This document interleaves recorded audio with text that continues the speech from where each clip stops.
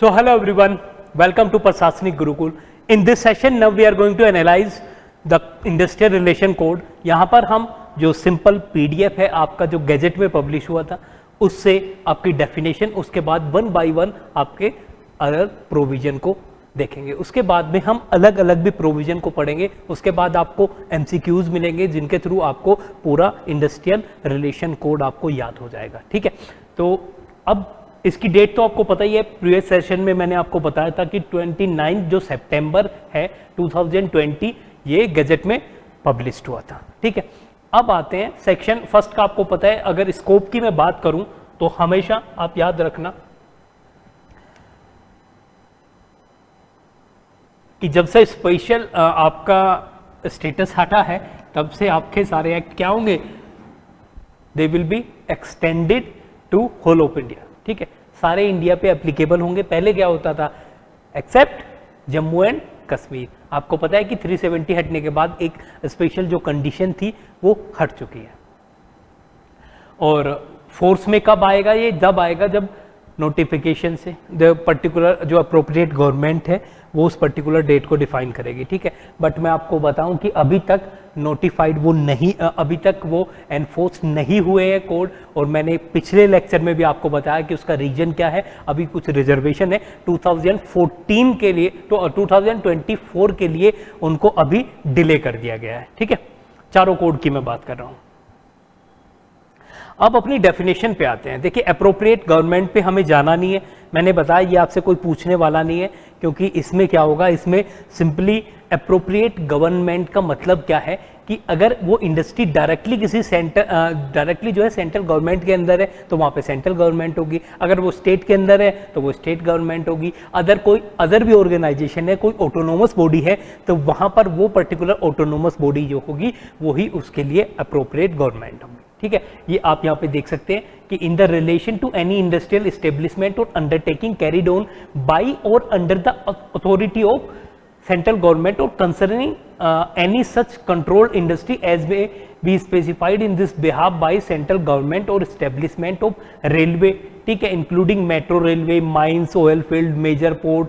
देखिए यहाँ पे माइनर पोर्ट नहीं है, मेजर पोर्ट है. ठीक है, एयरपोर्ट सर्विसेज, टेलीकम्युनिकेशन. तो यहाँ पे जो भी आपके स्टेट यूनियन लिस्ट वाले सब्जेक्ट जो होते हैं जिन पे यूनियन का कंट्रोल होता है, आप यहाँ पे देख ही रहे हैं, वो सारी चीजें आपके वो अप्रोप्रिएट गवर्नमेंट कौन होगी उसके लिए, सेंट्रल. और जो आपके स्टेट लेवल के इश्यूज होते हैं आपने तीनों देखिए. हमेशा आप जब ये EPFO एग्जामिनेशन भी दे रहे हैं, इंडियन पॉलिटी में भी आप पढ़ते हैं 7th शेड्यूल, तो एक अपना एक या तो उसको फोटोकॉपी करा के आप सामने लगा लीजिए. इंपॉर्टेंट जो आपके लग रहा है कि सब्जेक्ट है उनको आपको याद रहना चाहिए. ठीक है, यहाँ पर भी लेबर लॉ से रिलेटेड भी मैंने आपको बताया था कि एक यूनियन लिस्ट में है, उसके बाद कंकरेंट लिस्ट में है, लेबर वेलफेयर से रिलेटेड. ठीक है, यूनियन लिस्ट में कौन है, जो आपके ऑयल फील्ड एंड माइंस में जो लेबर्स हैं उनसे रिलेटेड अगर कोई चेंजेज या कुछ करना है तो उसमें सिर्फ और सिर्फ यूनियन कर सकती है. उसके बाद में अगर अदर चीजें हैं तो उसमें यूनियन और स्टेट दोनों के पास में पावर है. कंकरेंट लिस्ट में वो सब्जेक्ट है. ठीक है, उसको आप जाके फिर से देखना. 7th शेड्यूल की जो आपकी तीनों लिस्ट है उसको अच्छे से देख के जाना. एग्जामिनेशन में काफी सारे क्वेश्चन आते हैं. ठीक है, अप्रोप्रिएट गवर्नमेंट पे हमें जाना नहीं ज़्यादा. अब एवरेज पे को थोड़ा हम यहाँ पे देख लेते हैं. ठीक है, यहाँ पे एक पर्टिकुलर डेफिनेशन दी गई है एवरेज पे की. एवरेज पे है क्या, अगर आपसे पूछा जाए कि एवरेज पे क्या है तो आप डायरेक्टली बताओगे कि सर पर्टिकुलरली अगर मान लिए आप एक साल काम किया और आपको किसी महीने मिला 10,000, 20,000, 30,000, किसी महीने आपको 40 मिला, किसी ऐसे करके आप क्या करेंगे, सबको जोड़ देंगे और उसमें आपका क्या करेंगे, 12 से डिवाइड कर देंगे, 12 से डिवाइड कर देंगे, एवरेज पे आ जाएगी. यहाँ पर ये एक्ट क्या कहता है, सेक्शन 2 का आपका क्लोज डी, ये आपका डिफाइन करता है एवरेज पे को. ये आपका कोड ऑन वेजेस में नहीं था, इसलिए आपको सेक्शन याद रखना है. ठीक है, कोड ऑन वेजेस में हमने वेजेस पढ़ा, बाकी सारी चीजें पढ़ी. ठीक है, एवरेज पे की डेफिनेशन आप यहां पे देख सकते हैं कि it means average of wages payable to worker. ठीक है, in the case of monthly paid worker क्या होगा ये आपका, ठीक है, in 3 complete calendar months. In the case of weekly paid worker उसके लिए 4 जो वीक होंगे, ठीक है, यहाँ पे 3 है, यहाँ पे डेली जिसको दिया जाएगा तो 12 दिन। देखिए बहुत इंपॉर्टेंट है, ठीक है। एवरेज भी आप कैसे निकालेंगे कि अगर किसी को मंथली बेसिस पे आपने एम्प्लॉय किया है, ठीक है, आपने किसी वर्कर को परमानेंट अपने यहाँ पे रखा है और वो मंथली बेसिस ले रहा है, तो वहां पर उसके जो पिछले आपके कितने 3 जो महीने उसके होंगे उसका जो एवरेज होगा। अगर आपने उसे वीकली बेसिस पे रखा है तो उसके 4 वीक जो होंगे उस 4 वीक का जो एवरेज आएगा वो आपकी एवरेज पे होगी। अगर आपने किसी को डेली बेसिस पे रखा है तो उसके 12 दिन का वेजेस को आप देखेंगे और उस 12 दिन का जो एवरेज आएगा वो उसकी एवरेज पे होगी, ठीक है। तो एवरेज पे क्वेश्चन यहाँ पे आ सकता है कि जब हम एवरेज पे की बात करते हैं तो कितने मंथ का हम देखते हैं, कितने वीक का। अगर आपने वीकली एम्प्लॉय किया है तो 4 वीक देखेंगे, अपने डेली बेसिस पे किया है तो हम 12 दिन का देखेंगे, तब एवरेज निकालेंगे। अगर हमने मंथली किया है 3 महीनों का देखेंगे। ये इंपॉर्टेंट इंफॉर्मेशन है section 2D। Section 2D definition में बैंकिंग कंपनी क्या है सब स्किप करना है आपको, सब स्किप करना है। क्लोजर मीन्स ये मैं बताऊंगा आपको, बट यहाँ पर आप देखना मत, ठीक है ना, इसका कोई मीनिंग है। बट यहाँ पे आपको क्या करना है, यहाँ पे ये पर्टिकुलर इंफॉर्मेशन आपको देखनी है। 2I में अगर आप सेक्शन 2I की बात करें तो सेक्शन 2I में आपको क्या गिवन है, सेक्शन 2I में गिवन है आपका कॉन्सिलिएशन ऑफिसर। कॉन्सिलिएशन मैंने आपको बताया था ये क्या प्रोसेस होता है। इसमें एक पर्टिकुलर इंडिविजुअल, एक पर्टिकुलर थर्ड पार्टी होती है, वो क्या करती है, वो एक एक्टिव रोल प्ले करती है। वो दोनों पार्टी के पास जाएगी, दोनों पार्टी को पुश करेगी एक नेगोशिएशन पे, एक सेटलमेंट आने पे, ठीक है। तो कॉन्सिलेटर, तो यहाँ पर भी कॉन्सिलिएटर एक अपॉइंट किया जाएगा। कॉन्सिलिएटर का एक पर्टिकुलर प्रोसेस होगा। कॉन्सिलिएशन जो ऑफिसर है वो अपॉइंट किया जाता है सेक्शन 43 के अकॉर्डिंग। अब वो गिवन कहाँ पे है, डेफिनेशन में 2I में। तो आपसे पूछा जा सकता है conciliation officer is mentioned in which of following provision. आपको देंगे 2I, आपको देंगे 2S, आपको देंगे 2Z, इस टाइप से। तो कॉन्सिलिएशन ऑफिसर 2I में डेफिनेशन में मेंशन है, बट वो किसके अकॉर्डिंग वो पर्टिकुलर अपॉइंट किया जाता है, तो वो किया जाता है आपका सेक्शन 43। दोनों ही इंपॉर्टेंट है, आपसे डायरेक्टली पूछ लिया जाएगा कॉन्सिलिएशन ऑफिसर जो है वो अपॉइंट किस सेक्शन के तहत किया जाता है, 40, 50 या फिर 43, 44। तो ये क्या है आपका सेक्शन 43। ये इंपॉर्टेंट इंफॉर्मेशन है आपकी। कॉन्सिलिएशन प्रोसीडिंग्स जे आप याद रख लेना, बट उसमें कुछ है नहीं, ठीक है। एम्प्लॉय की डेफिनेशन 12 में है। मैंने आपको पहले ही बताया था कि एम्प्लॉय की डेफिनेशन सिमिलर डेफिनेशन होगी। यहाँ पर भी हम एम्प्लॉय की बात कर रहे हैं तो वही डेफिनेशन है जो हमने पहले पढ़ा, ठीक है। 2I में आप देख सकते हैं कि सिमिलर डेफिनेशन है। तो यहाँ पर भी आपको कुछ ज़्यादा नहीं जाना, फिर से मैं आपको एक बार रिवाइज करा देता हूँ कि यहाँ पर जब मैं एम्प्लॉय की बात करता हूँ तो स्किल्ड भी हो सकता है, वो सेमी स्किल्ड हो सकता है, अनस्किल्ड हो सकता है, मैनुअल हो सकता है, ऑपरेशनल, सुपरवाइजरी, मैनेजरी। देखिए वर्कर में मैनेजर और सुपरवाइजरी इन 2 टर्म्स में बस यहाँ पर आपको समझना है। जब मैं एम्प्लॉय की बात करूंगा तो सब कोई इन्वॉल्व होंगे। जब मैं यहाँ पे वर्कर की बात कर जाता हूँ तो सुपरवाइजर, कौन से सुपरवाइजर, जिनको 15,000 से ज़्यादा मिलते हैं, और मैनेजर और एडमिनिस्ट्रेटिव फंक्शन वाले तो एक्सक्लूड करते हैं ये वर्कर में, बट वो एम्प्लॉय में नहीं करते। ये ध्यान रखना, वर्कर और एम्प्लॉय इन दोनों की डेफिनेशन अलग है। और यहाँ पर आप डेफिनेशन एम्प्लॉय की देख रहे हैं तो यहाँ पर सुपरवाइजर हो, मैनेजर हो, सब इन्वॉल्व यहाँ पे होते हैं, ठीक है। बट वर्कर में मैनेजर और जो एडमिनिस्ट्रेटिव फंक्शन कर रहे हैं, जो लोग सुपरवाइजर से जिनको 15,000 से ज़्यादा तनख्वाह मिलती है, वो इन्वॉल्व नहीं होते, ठीक है। अब आते हैं एम्प्लॉयर पे। एम्प्लॉयर का भी आपको पता है, इसमें नहीं जाना, ठीक है। ये देख लेना आप एक बार, डेफिनेशन इंपॉर्टेंट नहीं है आपके लिए। थोड़ा सा अगर रिवीजन के तौर पे फिर मैं आपको बता दूंगा कि वर्कर की डेफिनेशन का रिवीजन, एम्प्लॉयर की डेफिनेशन का। मैंने आपको बताया भी था कि जब एम्प्लॉयर की डेफिनेशन की बात आती है तो 4 चीज़ें आपके लिए इंपॉर्टेंट होगी। क्या होगा, एक यहाँ पे ये मैनेजर इंपॉर्टेंट होगा फैक्ट्री के रेस्पेक्ट में आपका। दूसरा क्या, आपका मैनेजर, मैनेजिंग डायरेक्टर, ये सब बाकी अदर एस्टेब्लिशमेंट के रेस्पेक्ट में। कॉन्ट्रैक्टर होगा आपका legal representative of deceased employer. अगर कोई एम्प्लॉयर जो है उसकी डेथ हो जाती है तो उसका लीगल रिप्रेजेंटेटिव। ये 4 आप याद रखना, बाकी सारी चीज़ें, ठीक है, जनरल चीज़ें हैं वो आप लगा दोगे।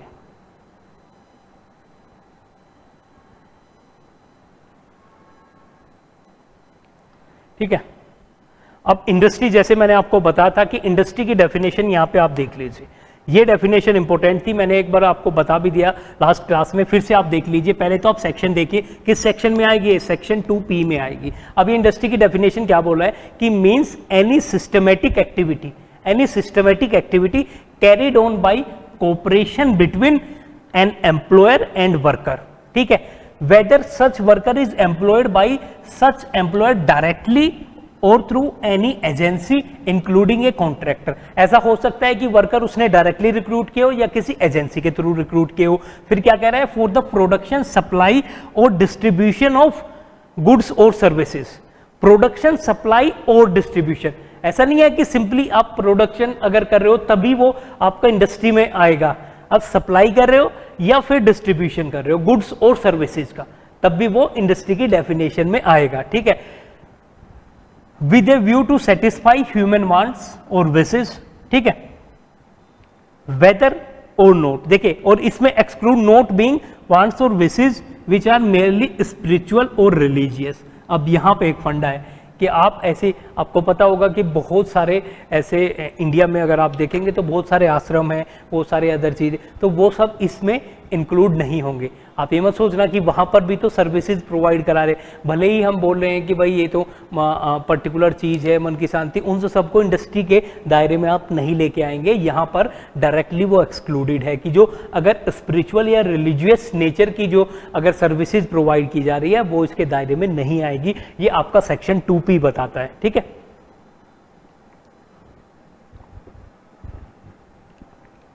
अब 2P और क्या बोलता है, 2P बोलता है कि वेदर और नोट, इसका मतलब है कि ये चीजें इरेलेवेंट है। कौन कौन सी, any capital has been invested, भाई हो सकता है इस पे कैपिटल लगी हो नहीं लगी हो, वो पर्पज नहीं है, ठीक है, इरेलेवेंट। वेदर और नोट का मतलब है कि यहां पर ये चीजें इरेलेवेंट हो जाती है, कैपिटल इन्वेस्टेड है नहीं है, या फिर such activities carried on with a motive to make any gain or profit.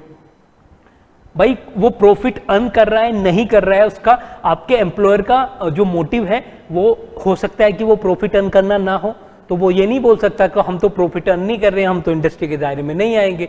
नहीं भाई साहब, आप आओगे, क्यों? क्योंकि 2P बोलता है, 2P सेक्शन जो है आपका इंडस्ट्रियल रिलेशन कोड, वो ये बोलता है कि आप क्या है, आप इंडस्ट्री होंगे जब भी आप कोई सिस्टमेटिक वर्क कर रहे हैं, जहां पर क्या है, जहां पर दोनों मिलके, कौन, एम्प्लॉयर और वर्कर मिलके किसी भी टाइप के काम में लगे हुए। किस टाइप के काम में उसमें लगे हो जहां पे डिस्ट्रीब्यूशन हो रहा हो, जहां पे सेल हो रही हो, जहां पे आपका सप्लाई हो रही हो, जहां पे आपका प्रोडक्शन हो रहा गुड्स और सर्विसेज का। बस वो रिलीजियस नेचर की नहीं होनी चाहिए, रिलीजियस से अलग बाकी सब इंडस्ट्री में आएंगे। आप उसमें कैपिटल इन्वेस्ट कर रहे हैं नहीं कर रहे हैं, प्रॉफिट अर्न कर रहे हैं नहीं कर रहे हैं, हमें उससे कोई लेना देना नहीं है भाई, ये तो इंडस्ट्री हो गई, खत्म।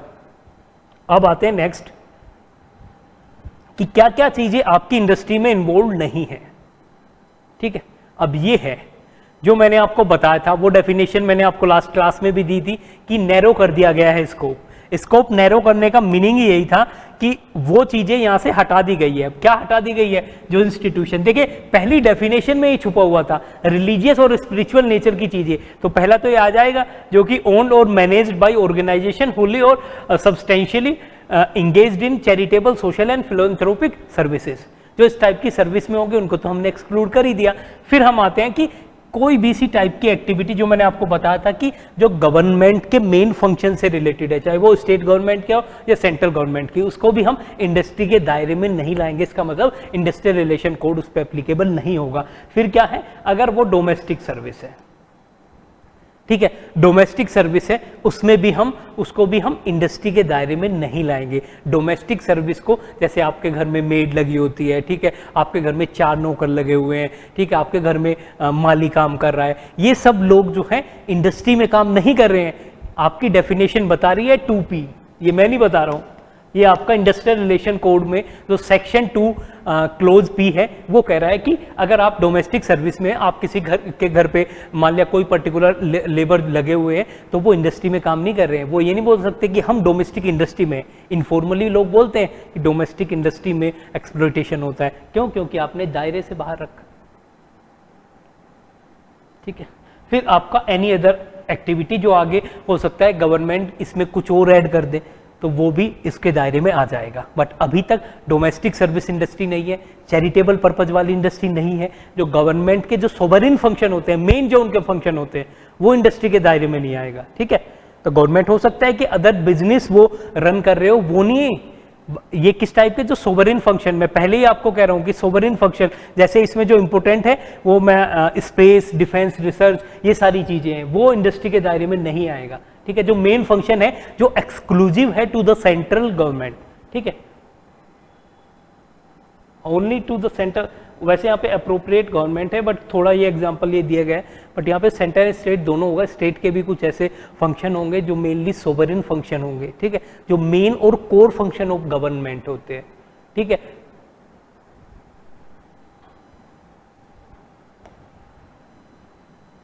इंडस्ट्रियल डिस्प्यूट को देख लेते हैं। इंडस्ट्रियल डिस्प्यूट है क्या 2Q में, क्योंकि ये इंडस्ट्रियल रिलेशन एक्ट है, तो यहाँ पर डेफिनेशन देखना जरूरी है।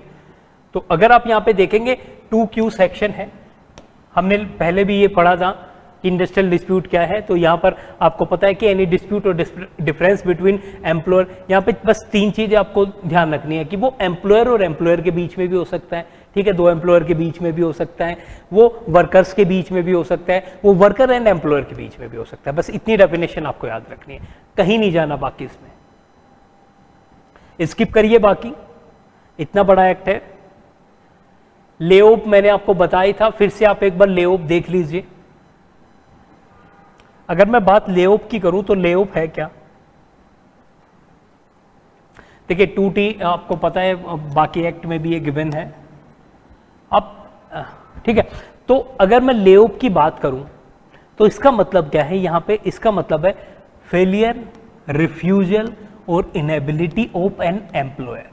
तीनों वर्ड पे आपको ध्यान रखना है, फेलियर, रिफ्यूजल और inability of an employer on the account of, ये ध्यान रखना आप, on the account of shortage of coal, power, raw material. बस इसको तीनों को ही आप रॉ मटेरियल समझना, या फिर जो इनपुट है, बेसिक इनपुट जो आपके किसी इंडस्ट्री को चलाने के लिए है। ठीक है, और एक्यूमुलेशन ऑफ स्टॉक्स, ठीक है, एक्यूमुलेशन ऑफ स्टॉक्स और ब्रेक डाउन ऑफ मशीनरी और नेचुरल क्लैमिटीज और for any other connected reasons to give employment to a worker whose name is borne on the muster roll in of his industrial establishment and who has not been retrenched। ठीक है, देखिए ये एक tough definition भी है, और यहाँ पर आपको बस इतना ध्यान रखना है, मस्टर रोल की, जब देखिए ये वर्ड कई बार आएगा, मस्टर रोल क्या, वो बेसिकली जो आपका जब भी आप किसी ऑर्गेनाइजेशन में पर्टिकुलर काम करते होंगे तो आपका एक वहाँ पे एक रजिस्टर रहता है, ठीक है, एम्प्लॉय रजिस्टर रहेगा, उसमें आपका एक नाम होता है पर्टिकुलरली। ठीक है, तो मस्टर रोल का मतलब है कि वो पर्टिकुलर रजिस्टर जिसमें आप एंट्री भी करते हो, पर्टिकुलर आपका जो भी चीज़ें आप जैसे लीव पे लिया, आपने लीव लिया तो वो सब चीज़ आप साइन करते हो, कोई चीज़ रिसीव कर रहे हैं तो वो मस्टर रोल होता है। ठीक है, तो यहाँ पर आप एक्सप्लेनेशन भी लेऑफ की देखेंगे, इसमें क्या है, every worker whose name is borne on the muster roll of the industrial establishment and who present himself for the work at the establishment at the time of appointment for the purpose during the normal working hour on any day and is not given employment by employer within 2 hours of his, ठीक है, so presenting himself shall be deemed to have been laid off, ठीक है, for that day within the meaning of this clause। देखिए इसमें बारीक difference क्या आ रहा है, इसमें आ रहा है कि आपको पर्टिकुलर काम नहीं दिया गया है, रिट्रेंच आपको नहीं किया गया है, टर्मिनेशन की वहां पे बात नहीं आई है, पर बात क्या है कि आपको पर्टिकुलरली काम नहीं दिया गया है। ठीक है, आपने ले ऑफ कर दिया, भाई मेरे पास अभी कमी है चीज़ों की, तो मैं इस इंडिविजुअल पर्सन को या फिर मैं इतने पर्सन्स को क्या नहीं कर पा रहा हूँ, उनका को मैं बियर नहीं कर पाऊंगा, वेज नहीं दे पाऊंगा। क्यों? क्योंकि मेरे पास इन सब चीज़ों की कमी है। रिट्रेंच आपको नहीं किया गया है, आपको क्या किया गया है, ले ऑफ किया गया है। रिट्रेंचमेंट जब मैं आपको पढ़ाऊंगा तब और क्लियर चीजें हो जाएंगी यहाँ पे। ठीक है, ये चीज समझिए। देखिए इसको क्वेश्चन के थ्रू मैं अच्छे से और समझाऊंगा, यहाँ पर थोड़ा आपको कंफ्यूजन हुआ होगा, तो इसको एक बार देख लेते हैं।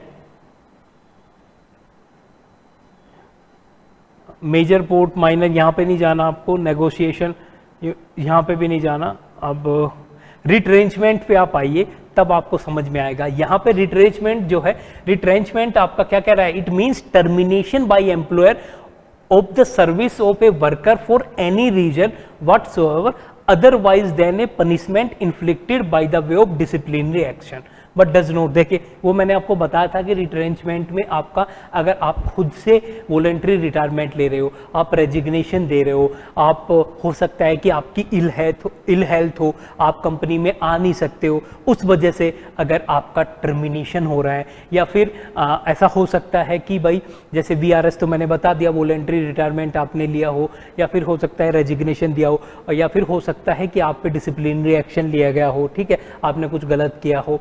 और बाकी कंडीशन क्या है, बाकी आपको अगर हो सकता है कि आप कॉन्ट्रैक्चुअल लेबर है, आपका फिक्स टर्म कोई दिया हुआ है, तो उसमें आपको 3 साल के लिए दिया हुआ है, आपका 3 साल पूरा हो गया, अब रिन्यू नहीं हो रहा है, वो भी रिट्रेंचमेंट में नहीं आएगा, ठीक है। उससे अलग अगर कोई भी टर्मिनेशन होता है, उससे अलग किसी भी टाइप का टर्मिनेशन आपका रिट्रेंचमेंट में आएगा, ठीक है। अब यहां पर क्या है, यहां पर वो टर्मिनेशन है। जब मैं ले ऑफ की बात कर रहा हूं तो उसके पास में अवेलेबल रिसोर्सेज नहीं है, उसके पास में पावर है नहीं, उसने बोल दिया मेरी फिनेंस, जैसे अभी अब बाइजू की हमने पहले भी एग्जांपल लिया, भाई हमारे पास नहीं है अभी रिसोर्सेज, उन रिसोर्सेज की वजह से मैं इस पर्टिकुलर ग्रुप ऑफ एम्प्लॉय को काम नहीं दे पा रहा हूं।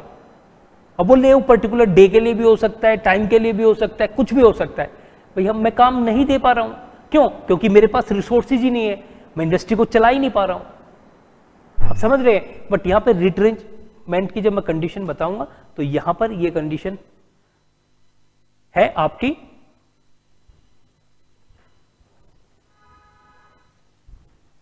यहां पर आपको टर्मिनेट किया गया है, यहां पे कोई शॉर्टेज नहीं है, यहां पे किसी चीज की कोई कमी नहीं आई है, रिसोर्सेज की कमी नहीं हुई है, यहां पर क्या हुआ है, सिंपली आपका टर्मिनेशन हुआ है। वो कोई भी वे हो सकता है, आप रिजाइन करके जा रहे हैं, उसे कंपनी में पावर की शॉर्टेज थोड़ी हुई है। ले ऑफ में क्या था, ले ऑफ में एम्प्लॉयर के पास में डिफरेंट जो रिसोर्सेज होते हैं, जो इनपुट्स होते हैं, वो इनपुट नहीं है, ठीक है।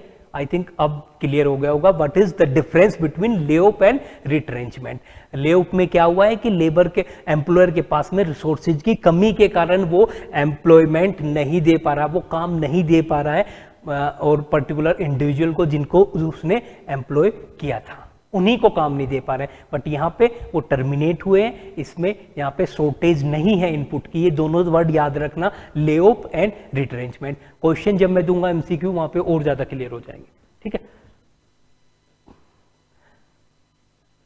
So this was all about definition.